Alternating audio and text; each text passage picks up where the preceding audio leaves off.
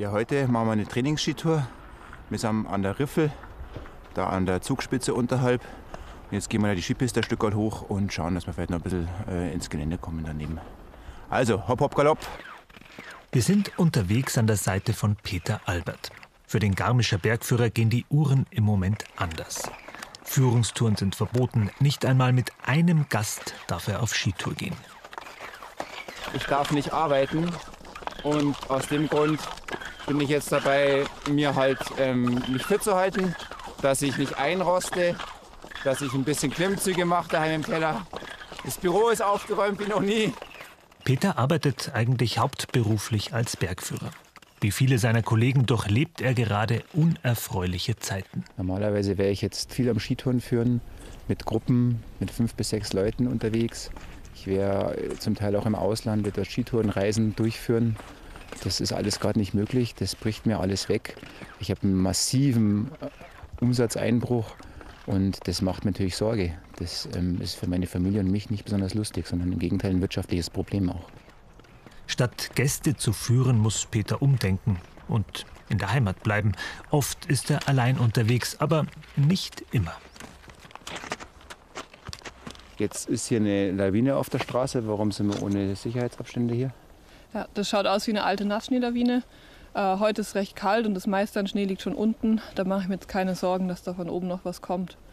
Können wir weitergehen. Top. Peter versucht, das Beste aus der Situation zu machen. Auch indem er Bergführer-Anwärterin Maria Pilarski auf ihre Abschlussprüfung vorbereitet. Er ist ihr Lehrherr, eine Art Mentor in der Ausbildung. Also der Auftrag an dich jetzt von mir ist, schau, dass du halt eine schöne Spur reinlegst mit einer möglichst konstanten Neigung. Und zwar auch nach einer Kurve, nach den Spitzkernen wieder in derselben Neigung weiterlaufen wie vorher. Dass ich quasi hier möglichst ohne große Unterschiede in der Belastung, in der Beanspruchung hier meinen Weg finde. Okay. Gute Spur. Jo, so Top. machen wir's. Peter beurteilt laufend Marias Einschätzungen und Entscheidungen. Denn in der Prüfung wird sie beweisen müssen, dass sie Skitourengruppen sicher im Hochgebirge wie in den Westalpen führen kann. Ich bin ein bisschen nervös, weil es ja doch irgendwie eine Prüfungssituation so ein bisschen. Der Peter schaut mir ganz genau auf die Finger, was ich mache. Ich bin aber auch dankbar um jeden Tipp. Ich denke, da kann man viel lernen. Uiuiui. Steilspuring.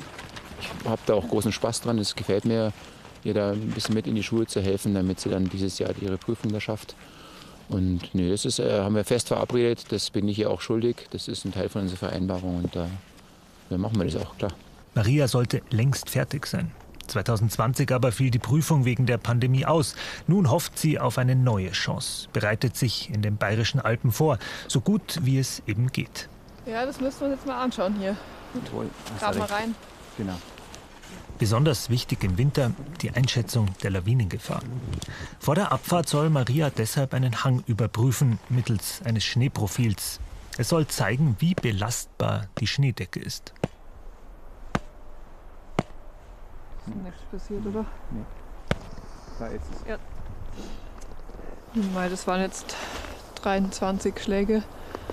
Das ist ein recht hoher Wert. Wir haben keine Zwischenschichten irgendwie auslösen können. Wenn, dann kommt es halt ganz unten, wo er sich gerade gesetzt hat. Gut, das heißt? Das heißt, gehen wir Skifahren. Jawohl.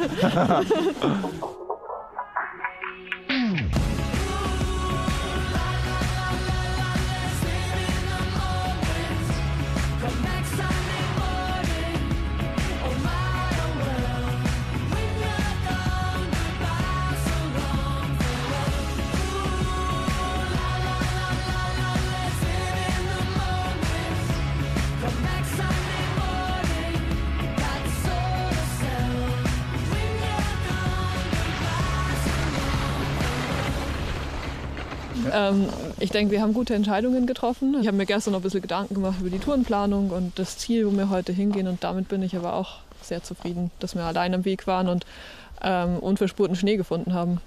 Bleibt dran, weiter so.